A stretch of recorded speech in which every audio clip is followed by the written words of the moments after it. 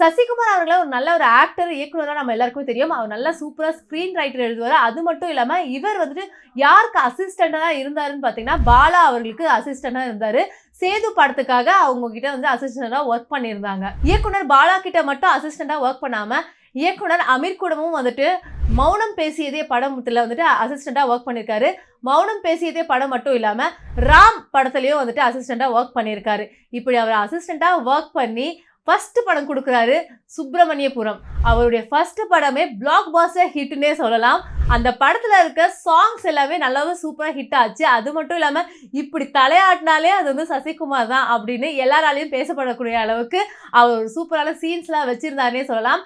அந்த படம் வந்துட்டு இப்போ வரைக்குமே எல்லாராலையும் பெரிய அளவுக்கு பயங்கரமா பேசப்பட்டுச்சு. அந்த படம் நிறைய அவார்ட்ஸ்லாம் கூட வாங்குச்சுன்னு சொல்லலாம்.